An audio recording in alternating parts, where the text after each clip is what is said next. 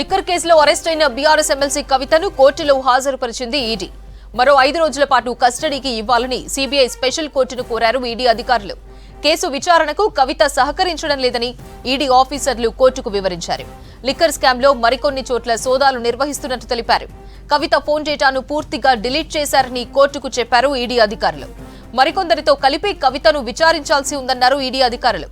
కస్టడీలో ఎప్పటికప్పుడు ఆమెకు మెడికల్ టెస్టులు నిర్వహిస్తున్నామని, డాక్టర్లు సూచించిన ఆహారాన్నే ఇస్తున్నామని కోర్టుకు వివరించారు ఈడీ అధికారులు. నలుగురి స్టేట్మెంట్లు, ముడుపుల గురించి కవితను ప్రశ్నించినట్టు తెలిపారు. కుటుంబ వ్యాపారం, ఆదాయపు పన్ను గురించి వివరాలు అడిగితే ఇవ్వలేదంది ఈడీ. ఇరువైపుల వాదనలు విన్న న్యాయస్థానం తీర్పును రిజర్వ్ చేసింది.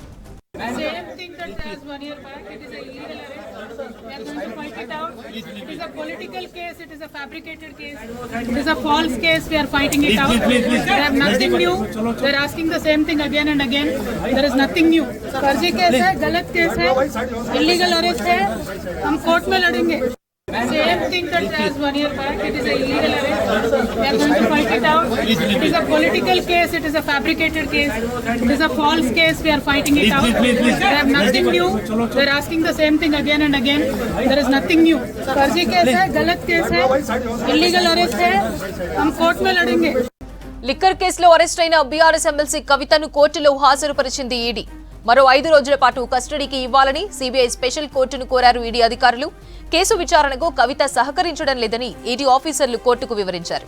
లిక్కర్ స్కామ్లో మరికొన్ని చోట్ల సోదాలు నిర్వహిస్తున్నట్లు తెలిపారు. కవిత ఫోన్ డేటాను పూర్తిగా డిలీట్ చేశారని కోర్టుకు చెప్పారు ఈడీ అధికారులు. మరికొందరితో కలిపి కవితను విచారించాల్సి ఉందన్నారు ఈడీ అధికారులు.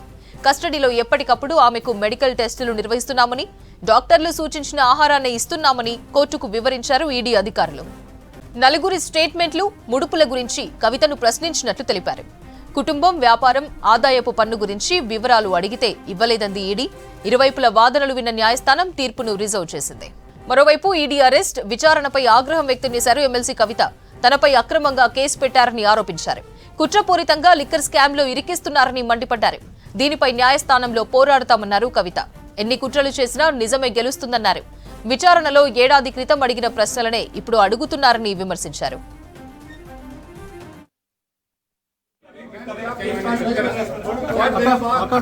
Same thing that as 1 year back, it is a illegal arrest. We are going to fight it out. It is a political case. It is a fabricated case.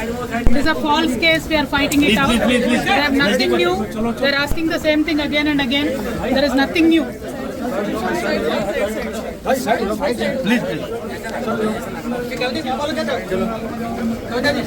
फर्जी case है, गलत case है, illegal arrest है. हम court में लड़ेंगे.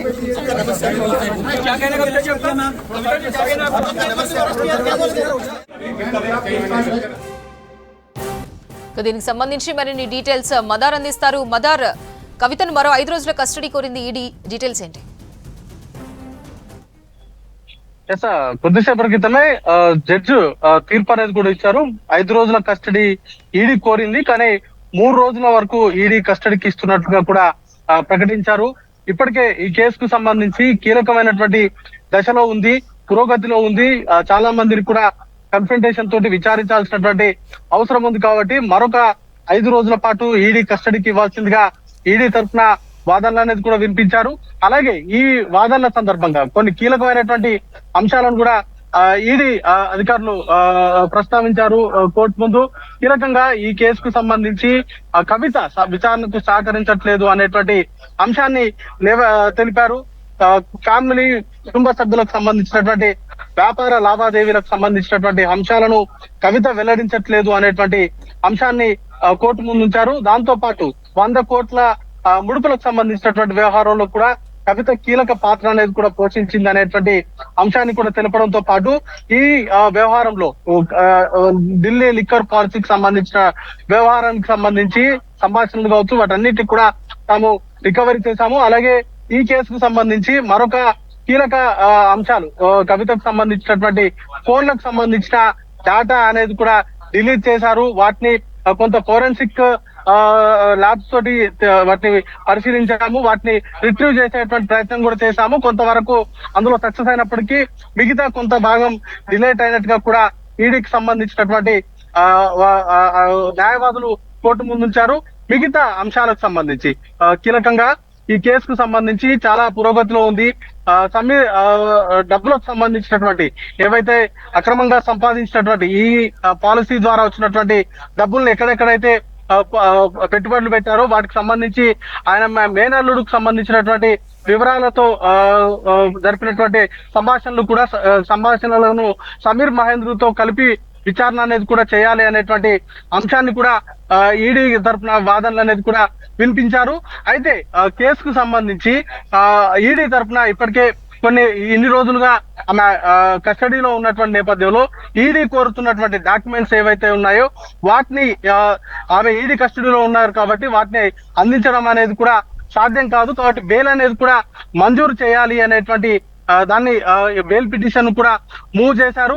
అయితే ED కస్టడీలో ఉన్నటువంటి సందర్భంలో బెయిల్ పిటిషన్ మూవ్ చేయడానికి లేదు అనేటువంటి అభ్యంతరాన్ని ఈడీ తరఫున వాదనలు వినిపించినటువంటి న్యాయవాది చెప్పినప్పటికీ బెయిల్ పిటిషన్ దాఖలు చేసేందుకు కవిత తరపు న్యాయవాదికి అనుమతిని అయితే ఇచ్చారు.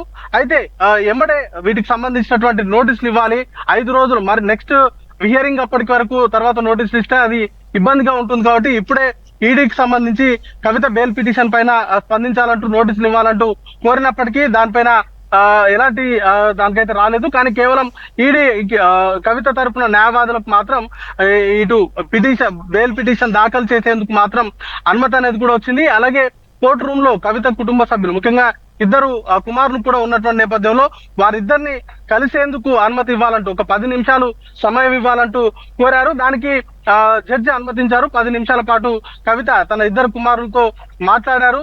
ఇప్పుడు కొద్దిసేపటి క్రితమే కస్టడీకి సంబంధించినటువంటి తీర్పు అనేది కూడా వెల్లడించారు. 3 రోజుల పాటు కవితను ఈడీ కస్టడీకి ఇస్తూ రౌజ్ అవెన్యూ కోర్టు తీర్పునైతే వెల్లడించింది. మరొక 3 రోజుల పాటు ఈడీ కస్టడీలోనే కవిత ఉండబోతున్నారు. ఇప్పటికే కవిత దీనికి సంబంధించినటువంటి వ్యవహారంలో కూడా స్పందించారు. ఫ్యాబ్రికేటెడ్ కేసుకు సంబంధించి కేసు అనేది కూడా ఫుల్ గా ఫ్యాబ్రికేటెడ్ కేసు, కావాలనే అడిగిందే అడుగుతున్నారు. సంవత్సరం కాలం నుంచి కూడా అడిగిన వివరాలనే అడుగుతున్నారు తప్ప వీటికి సంబంధించి ఏది కూడా బేస్లెస్ గానే ఈ కేసును అంతా కూడా తయారు చేశారు. ఇది కేవలం దీనిపైన న్యాయ పోరాటం చేస్తామంటూ కూడా కవిత కోర్టుకు హాజరైనటువంటి సందర్భంలో ఆమె స్పందించారు. సో చూడాల్సి ఉంటుంది కవితకు సంబంధించి బెయిల్ పిటిషన్ సంబంధించి ఇప్పటికైతే నోటీస్ ఇస్తారా, లేకపోతే దానికి సంబంధించి ఏ విధంగా ఉండబోతుంది. నెక్స్ట్ హియరింగ్ అప్పుడు నెక్స్ట్ ఆమెను కోర్టు ముందు హాజరుపరిచినటువంటి సందర్భంలో వాటికి సంబంధించినటువంటి వాదనలు అనేది కూడా నడిచేటువంటి అవకాశం ఉంది. అపర్ణ.